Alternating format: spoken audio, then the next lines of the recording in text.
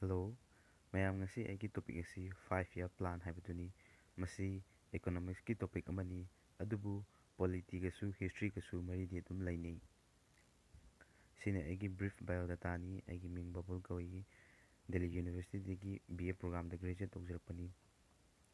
Lesson asi hodringai da mawanena mayam channel asi bu nusibiyu, subscribe tawbiyu, like tawbiyu amadi bell button nambiyu. Hawasi 5 year plan 5 year plan asi hodringai mawanena plan haisi kaino hanta khangminasi. Plan haibasi lamdam adugi resource pu chawkhatnaba honabada kamaina sijinnagani haidana sem sab adubani. Plan gi akaknaba goal laigani amadi magi achieve tawgadaba objective laigani. Objective adu akaknaba matam amada achieve tawgadabani aduni time period laigani. India dadi masigi time duration haigitare masi 5 year oi. Aduna mabu 5 year plan kawi. Plan asi kanana enforce tawgi haikanta planning commission ni enforce tawi masi planning commission se 1950 da set up tawgibani prime minister na chairperson oraga. Aina masida topic sing asi color season aduna highlight tawjabani amadi chahi asi year chahi sing asi 5 year hagati chahi mangagi duration ni adubu makhata ba second 5 year third plan sing lakpaganda chahi asi flow naina chatloi kairakani situation gi matungina aduna chahi asi munna yengbiyu. First 5 year plan 1951 dagi 1956 fawba model haisina karino haikanda akoigi plan asibu puthoibe mi natraga plan asibu lauraiba principle amadi natragana plan asibu form torba moigi body dubuni. Ahambagi model asina hara domar model habni. Magi objective main plan amagi main objective soidana laigani. Plan ahambagi main objective sina agriculture development of agriculture habni. Agriculture kaidobugi agriculture habno. Nehru si Soviet ki socialist economy di yamda pamsaki. Soviet hairagadi hujim tumda Russia.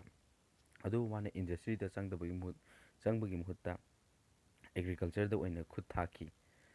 Karigino habakanda matam aduda Indian gi economy asi stagnant hai. STAGNANT stagnant. Karigino haikanda stagnant habakandi lengba lakpa ngamdaba hawgat kangkhat ngamdaba habani Indian economy si stagnant lai habadi kaino da matamda 1947 da independence fangdangari aduna partition tawgiba asmaina sigi mayamna chaos mayam thokiba asinasu akoigi hawgatba lengba ngakpa ngamdaba oriba. Adagi limited export haisina karino habakanda akoigi export yamna tawbu ngamdaba haidi vice versa import na henba mapandai pusalwa pot na henba adagi akoigi paisa se mapalamda chakibana henba aduna economy de hena sohalakpa. Adagi industrial sector se under development no akoigi hana agrarian economy de laibanina industry se akoi chawkhatnaba kana industry se kana hotnariba matam oiba sida kana mai achaw khut thaba ngamdriba adi food crisis thokpa akoigi independence fangdangari partition kari kras mai laibasina akoigi country se yamni fibam chado hom do oibnina akoigi shortage of food supply mayam laiba sina sumaram oigi adigi large scale migration sig mathakta umaina Pakistan dagi migrate to mayam sina akoigi henna su sigi food crisis sida adigi akoigi food shortage sida henna mating pangki aduna agriculture da khut thakibani hai. Madangda second 5 year plan 1956 dagi 1961 masigi model asina PC Mahala Nobis aduga magi main objective industrialization sidadi industry de khut taba hore. Adubu wahang amadi ahambagi plan sina akoigi chana thaknabagi problem asi solve tawkhraba haiba problem aduni adu no tawki adudi kamaina deal tawkiba haiba wahang ama lai. PL 480 agreement haina akoi India ga USA gi marakta ma sign tawki si kaino haikanda USA na akoigi food grain chana thaknaba chinjak mayam asi chinjak sing asi akoigi India da mating pangkhiba pangkani haina agreement sign tawkiba temporary ni aduna ngahaki temporary akoina food grain chana thaknaba focus pidana industry da focus pinabagi akoi advantage ma laikiba aduna sida kari masigi second plan sigi success na kai hakana growth rate hena henkalakiba mamangi duga compare tawraga adagi industrial ꯁꯦꯛꯇꯔꯒꯤ ꯍꯧꯔꯛꯄꯒꯤ ꯇꯥꯡꯀꯛ ꯑꯃ ꯑꯣꯏꯈꯤꯕ ꯑꯩꯈꯣꯏꯗ. ꯑꯗꯩ ꯃꯊꯪꯗ ꯀꯩ ꯂꯥꯛꯑꯦ, ꯊꯔꯠ 5 year ꯄ꯭ꯂꯥꯟ ꯂꯥꯛꯑꯦ 1961ꯗꯒꯤ 1966. ꯁꯤꯒꯤ ꯃꯣꯗꯦꯜꯅ ꯖꯣꯟ ꯁꯦꯟꯗꯤ ꯑꯃꯗꯤ ꯑꯦꯁ ꯆꯀ꯭ꯔꯕꯔꯇꯤ.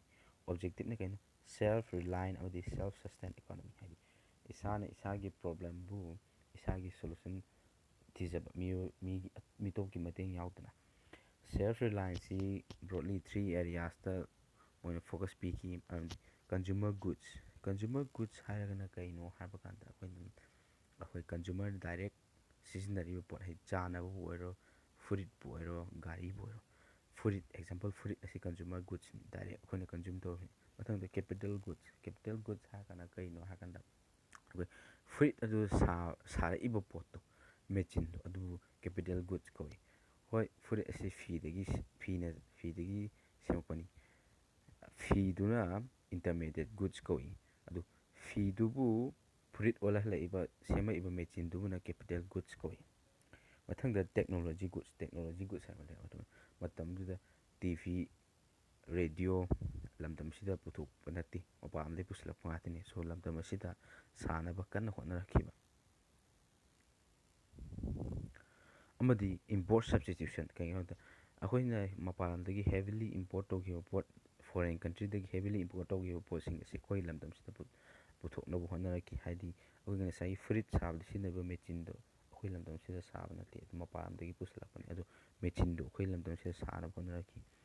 ꯁꯤꯒꯤ ꯄ꯭ꯂꯥꯟ ꯑꯁꯤꯕꯨ ꯐꯦꯜ ꯄ꯭ꯂꯥꯟ ꯀꯧꯏ. ꯀꯩꯒꯤꯅꯣ ꯍꯥꯏꯕ ꯀꯥꯟꯗ ꯒ꯭ꯔꯣꯠ ꯔꯦꯠꯁꯦ ꯖꯁ 2.7% ꯈꯛ ꯑꯣꯏꯈꯤꯕ. ꯀꯔꯤꯒꯤꯅꯣ ꯍꯥꯏꯕ ꯀꯥꯟꯗ ꯃꯣꯟꯁꯨꯟ ꯐꯦꯂꯤꯌꯔ ꯍꯥꯏꯗꯤ ꯁꯤꯚꯤꯌꯔ ꯗ꯭ꯔꯥꯎꯠ ꯊꯣꯛꯈꯤꯕ. ꯑꯗꯒꯤ ꯏꯟꯗꯣ ꯆꯩꯅꯥ ꯋꯥꯔ 1962, ꯑꯗꯒꯤ ꯏꯟꯗꯣ ꯄꯥꯛ ꯋꯥꯔ 1965. ꯆꯩꯅꯥꯒꯁꯨ ꯂꯥꯟ, ꯄꯥꯀꯤꯁꯇꯥꯟꯒꯁꯨ ꯂꯥꯟ. ꯂꯥꯟ ꯍꯥꯏꯁꯤꯗꯕꯨ ꯋꯥꯔꯜ ꯋꯥꯔ 1 ꯌꯦꯡꯕꯤꯔꯣ, ꯋꯥꯔꯜ ꯋꯥꯔ 2 ꯌꯦꯡꯕꯤꯔꯣ. ꯌꯨꯔꯣꯞꯇ ꯂꯣꯏꯔꯛꯄ ꯀꯥꯟꯗ ꯀꯔꯤ ꯐꯤꯕꯝ ꯑꯣꯏꯈꯤ? ꯃꯊꯪꯗ ꯏꯀꯣꯅꯣꯃꯤ, ꯁꯣꯁꯤꯌꯣ ꯄꯣꯂꯤꯇꯤꯀꯦꯜ ꯀꯝꯄ꯭ꯂꯤꯠꯂꯤ ꯗꯤꯚꯥꯁꯇꯦꯠꯅꯤ. ꯑꯗꯨꯃꯥꯏꯅ ꯆꯥꯎꯗ꯭ꯔꯒꯁꯨ ꯋꯥꯔ ꯍꯥꯏꯁꯤꯗꯕꯨ ꯀꯟꯇ꯭ꯔꯤꯗꯨꯒꯤ ꯔꯤꯁꯣꯔꯁ ꯂꯣꯏꯅꯃꯛ ꯌꯨꯇꯤꯂꯥꯏꯁ ꯇꯧꯗꯣꯏꯅꯤ, ꯏꯀꯣꯅꯣꯃꯤ ꯐꯤꯕꯝ ꯌꯥꯝ ꯊꯤꯅ ꯁꯣꯛꯆꯟꯗꯣꯏꯅꯤ. ꯑꯗꯨꯅ 1966ꯇ ꯒꯤ ꯄ꯭ꯂꯥꯟ, ꯑꯅꯧꯕ 5 year ꯄ꯭ꯂꯥꯟ ꯑꯃ ꯍꯧꯒꯗꯕꯗꯨ ꯍꯧꯕ ꯉꯝꯗꯗꯅ ꯑꯦꯅꯨꯋꯦꯜ ꯄ꯭ꯂꯥꯟ ꯑꯣꯏꯅ ꯍꯧꯈꯤ. 1966ꯇꯒꯤ 1969 ꯐꯥꯎ ꯑꯦꯅꯨꯋꯦꯜ ꯄ꯭ꯂꯥꯟ ꯍꯥꯏꯅ ꯂꯩꯈꯤ. ꯃꯁꯤ ꯇꯔꯅꯤꯡ ꯄꯣꯏꯟꯠꯅꯤ ꯍꯥꯏꯅ ꯂꯧꯅꯩ ꯏꯟꯗꯤꯌꯟ ꯏꯀꯣꯅꯣꯃꯤꯒꯤ. ꯀꯩꯒꯤꯅꯣ ꯍꯥꯏꯕ ꯃꯇꯝꯗꯨꯗ ꯒ꯭ꯔꯤꯟ ꯔꯤꯚꯣꯂꯨꯁꯟ ꯍꯧꯗꯣꯔꯛꯈꯤ. ꯒ꯭ꯔꯤꯟ ꯔꯤꯚꯣꯂꯨꯁꯟ ꯍꯥꯏꯕꯗꯤ ꯍꯩꯁ꯭ꯋꯥꯏꯕꯤ ꯁꯤꯖꯤꯟꯅꯗꯨꯅ ꯄꯣꯠꯊꯣꯛ ꯍꯦꯟꯅ ꯍꯣꯠꯅꯈꯤꯕ, ꯑꯗꯒꯤ ꯑꯅꯧꯕ ꯇꯦꯛꯅꯣꯂꯣꯖꯤ ꯁꯤꯖꯤꯟꯅꯈꯤꯕ, ꯑꯗꯒꯤ ꯗꯤꯚꯥꯂꯨꯌꯦꯁꯟ ꯑꯣꯐ ꯏꯟꯗꯤꯌꯟ ꯀꯔꯦꯟꯁꯤ ꯗꯤꯚꯥꯂꯨꯌꯦꯁꯟ ꯍꯥꯏꯔꯒꯅ ꯀꯩꯅꯣ ꯍꯥꯏꯔꯀꯥꯟꯗ ꯑꯩꯈꯣꯏꯒꯤ ꯗꯣꯂꯔꯒ ꯌꯦꯡꯅꯕ ꯀꯥꯟꯗ ꯑꯩꯈꯣꯏꯒꯤ ꯔꯨꯄꯤꯒꯤ ꯆꯥꯡꯁꯦ ꯍꯟꯊꯍꯟꯒꯦ ꯍꯥꯏꯔꯒꯗꯤ, ꯁꯝꯅ ꯍꯥꯏꯔꯕꯗ ꯍꯧꯖꯤꯛꯀꯤ ꯀꯔꯦꯟ ꯔꯦꯠꯇ ꯗꯣꯂꯔ ꯑꯃꯒ ꯏꯟꯗꯤꯌꯟ ꯔꯨꯄꯤ 75ꯀ ꯃꯥꯟꯅꯩ ꯍꯥꯏꯔꯒꯁꯨ, ꯍꯥꯏꯕꯁꯤ ꯗꯤꯚꯥꯂꯨꯌꯦꯠ ꯍꯥꯏꯔꯗꯤ ꯗꯣꯂꯔ ꯑꯃꯒ ꯏꯟꯗꯤꯌꯟ ꯔꯨꯄꯤ 100ꯀ ꯃꯥꯟꯅꯍꯟꯕ, ꯍꯥꯏꯗꯤ ꯑꯩꯈꯣꯏꯒꯤ ꯆꯥꯡꯁꯤ ꯅꯦꯝꯊꯍꯟꯕ. ꯀꯩꯒꯤꯅꯣ? ꯑꯦꯛꯁꯄꯣꯔꯠ ꯍꯦꯟꯒꯠꯅꯕ. ꯍꯥꯏꯗꯤ ꯑꯩꯈꯣꯏꯒꯤ ꯄꯣꯠꯇꯨ ꯍꯣꯡꯉꯒꯗꯤ ꯃꯣꯏꯅ ꯌꯥꯝ ꯂꯩꯈꯤꯅꯕ. ꯑꯗꯨꯅ ꯑꯦꯛꯁꯄꯣꯔꯠ ꯍꯦꯟꯒꯠꯄ ꯍꯥꯏꯁꯦ. ꯑꯦꯛꯁꯄꯣꯔꯠ ꯍꯦꯟꯒꯠꯂꯒꯗꯤ ꯀꯟꯇ꯭ꯔꯤꯒꯤ ꯏꯀꯣꯅꯣꯃꯤꯒꯤ ꯐꯤꯕꯝ ꯈꯤꯇꯪ ꯐꯒꯠꯅꯕ. ꯑꯗꯒꯤ 1967ꯗ ꯏꯂꯦꯛꯁꯟ ꯊꯣꯛꯑꯦ. ꯀꯪꯒ꯭ꯔꯦꯁ ꯗꯤꯚꯥꯏꯠ ꯑꯣꯏꯈ꯭ꯔꯦ. ꯑꯗꯒꯤ ꯏꯟꯗꯤꯔꯥ ꯒꯥꯟꯙꯤꯅ ꯀꯪꯒ꯭ꯔꯦꯁ ꯑꯥꯔ ꯍꯥꯏꯕ ꯑꯃ, ꯑꯗꯒꯤ INC ꯑꯣ ꯍꯥꯏꯕ ꯑꯃ, ꯃꯣꯔꯥꯔꯤ ꯗꯦꯁꯥꯏ ꯇꯧꯔꯒ. ꯃꯊꯪꯗ ꯐꯣꯔꯠ 5 year ꯄ꯭ꯂꯥꯟ ꯂꯥꯛꯑꯦ 1969ꯗꯒꯤ 1974 ꯐꯥꯎꯕ. ꯁꯤ ꯃꯣꯗꯦꯜꯁꯤꯅ LNS ꯃꯦꯟ ꯑꯃꯗꯤ ꯑꯁꯣꯛ ꯔꯨꯗ꯭ꯔ ꯍꯥꯏ. ꯃꯥꯒꯤ ꯃꯦꯟ ꯑꯣꯕꯖꯦꯛꯇꯤꯞꯁꯤꯅ ꯀꯩꯅꯣ ꯍꯥꯏꯕ ꯀꯥꯟꯗ self reliance and growth with stability ꯍꯥꯏꯕꯅꯤ. ꯁꯤꯅ ꯑꯣꯕꯖꯦꯛꯇꯤꯞꯅꯤꯀꯣ. ꯑꯗꯨꯕꯨ ꯇꯁꯦꯡꯅꯃꯛꯇꯤ ꯂꯝꯗꯝꯗꯨꯗ ꯃꯇꯝ ꯑꯗꯨꯗ ꯏꯀꯣꯅꯣꯃꯤ ꯑꯁꯦ ꯍꯥꯏꯂꯤ ꯑꯟꯁꯇꯦꯕꯜ ꯑꯣꯏꯈꯤ. Highly unstable. ꯀꯔꯤꯒꯤꯅꯣ? ꯏꯟꯗꯣ ꯄꯥꯛ ꯋꯥꯔ 1971ꯗ ꯑꯃꯨꯛ ꯊꯣꯛꯈꯤ.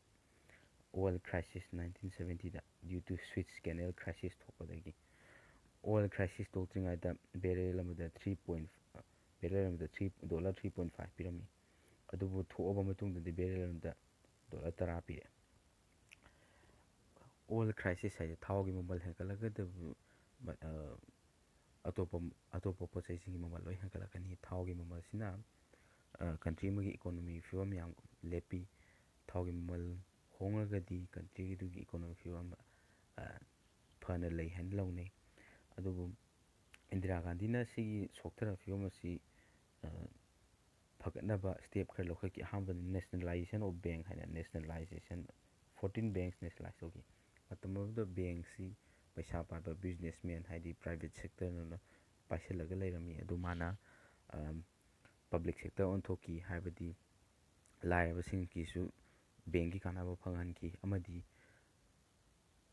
ꯑꯔꯕꯥꯟ ꯑꯦꯔꯤꯌꯥ ꯈꯛꯇꯗ ꯂꯩꯔꯤꯕ ꯕꯦꯡꯛꯁꯤꯡꯗꯨ ꯃꯥꯅ ꯈꯨꯡꯒꯪ ꯔꯨꯔꯦꯜ ꯑꯦꯔꯤꯌꯥꯁꯤꯗꯁꯨ ꯕꯦꯡꯛꯀꯤ ꯀꯥꯟꯅꯕ ꯂꯣꯏꯅꯃꯛ ꯐꯪꯍꯟꯈꯤ. ꯑꯃꯗꯤ MRTP ꯑꯦꯛ ꯍꯥꯏꯅ ꯃꯣꯅꯣꯄꯣꯂꯤꯇꯤꯛꯁ ꯑꯦꯟड ꯔꯦꯁꯇ꯭ꯔꯤꯛꯇꯤꯞ ꯇ꯭ꯔꯦꯗ ꯄ꯭ꯔꯦꯛꯇꯤꯁ ꯑꯦꯛ 1969 ꯍꯥꯏꯁꯤꯅ ꯀꯔꯤꯅꯣ ꯍꯥꯏꯕ ꯀꯥꯟꯗ, ꯇ꯭ꯔꯦꯗ ꯍꯥꯏꯁꯤꯇꯕꯨ ꯂꯥꯏꯔꯕꯅ ꯇꯧꯕ ꯉꯝꯕ ꯅꯠꯇꯦ. ꯏꯅꯥꯛ ꯈꯨꯟꯕ ꯑꯃꯗꯤ ꯄꯩꯁꯥ ꯄꯥꯏꯕ ꯕꯤꯖꯤꯅꯦꯁꯃꯦꯟ ꯉꯥꯛꯇ ꯃꯣꯏꯅ ꯇꯧꯕꯅꯤ, ꯃꯣꯏꯒꯤ ꯀꯥꯟꯅꯅꯕꯒꯤꯗꯃꯛꯇ. ꯍꯥꯏꯗꯤ ꯍꯣꯜ ꯄꯣꯄꯨꯂꯦꯁꯟꯗꯨꯗ ꯐ꯭ꯌꯨ ꯁꯦꯛꯁꯟ ꯑꯣꯐ ꯁꯣꯁꯥꯏꯇꯤ ꯈꯛ ꯀꯥꯟꯅꯅꯕꯒꯤ ꯇ꯭ꯔꯦꯗ ꯇꯧꯔꯒꯗꯤ ꯀꯟꯇ꯭ꯔꯤ ꯑꯗꯨ ꯀꯔꯝꯅ ꯆꯥꯎꯈꯠꯀꯅꯤ? ꯑꯗꯨꯅ ꯃꯣꯅꯣꯄꯣꯂꯤꯁꯇꯤꯛ ꯇ꯭ꯔꯦꯗꯁꯤ ꯌꯥꯗꯅꯕ ꯊꯤꯡꯖꯤꯟꯈꯤ. ꯑꯟꯐꯤꯌꯔ ꯇ꯭ꯔꯦꯗ ꯑꯃꯗꯤ ꯔꯦꯁꯇ꯭ꯔꯤꯛꯇꯤꯞ ꯇ꯭ꯔꯦꯗ, ꯍꯥꯏꯗꯤ ꯑꯩꯈꯣꯏꯒꯤ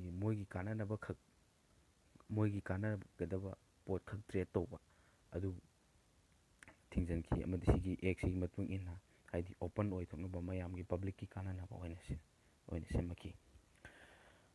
ꯉꯁꯤꯒꯤ ꯃꯇꯥꯡ ꯑꯁꯤꯗꯤ ꯑꯁ꯭ꯋꯥꯏꯗ ꯂꯣꯏꯁꯤꯟꯖꯔꯒꯦ. ꯃꯁꯤꯅ ꯄꯥꯔꯠ 1 ꯑꯣꯏꯖꯔꯒꯦ.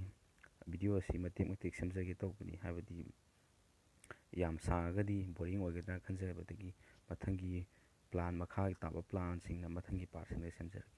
Thank you.